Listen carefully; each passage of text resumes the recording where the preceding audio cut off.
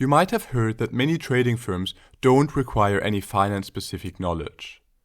Although this is true, we want to use this video to explain why we talk about finance and markets anyways. Furthermore, we will give an overview of the upcoming chapter in this video.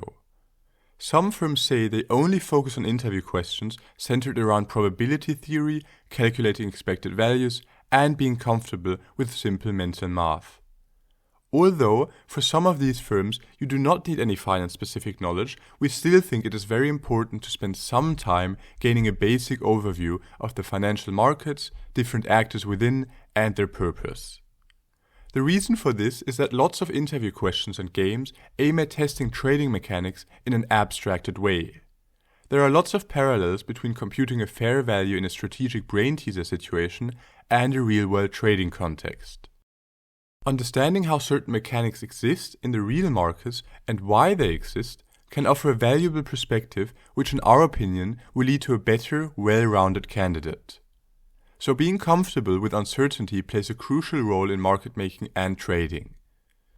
Besides this, there are also lots of trading firms that actually do ask questions regarding specific finance topics, and for these, it's an absolute must to be familiar with the concepts covered in this section. That said, we don't think that finance knowledge is the most important skill for interviews. Nonetheless, we start with this section since we think it adds an important perspective and context to future chapters, and we will often try to bring some of the later interview games in relation to real-world market settings. Note that this is not a classical introduction to finance, however. Instead, we want to focus on presenting the industry with a special focus on trading and interviewing. Therefore, we try to consider things through the lens of a trader with a focus on risks, opportunities, and incentives. That said, this section is not the focus of this course. We just have included it to bring people new to finance and trading up to speed.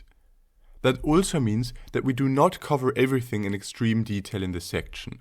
So do not expect a deep dive into every asset class here, but much rather a general introduction and overview of some of the core concepts relevant for trading firms.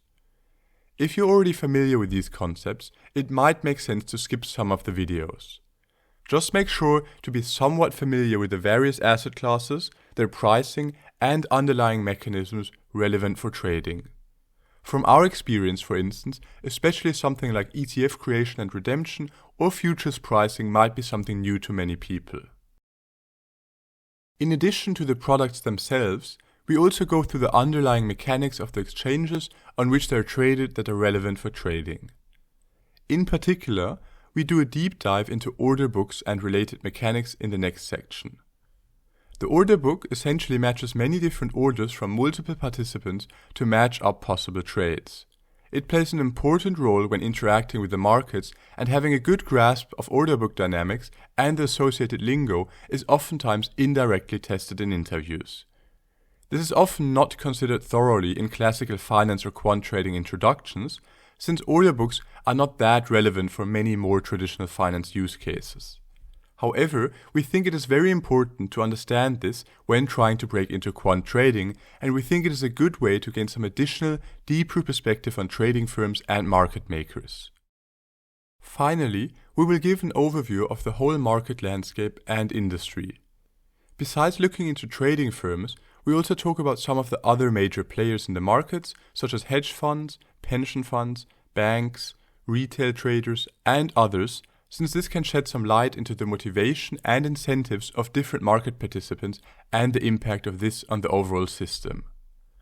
All in all, we hope that this section will give you a valuable big picture overview of the financial markets with respect to the world of trading, which will be a great foundation on which we will build interview relevant knowledge and skills in later sections.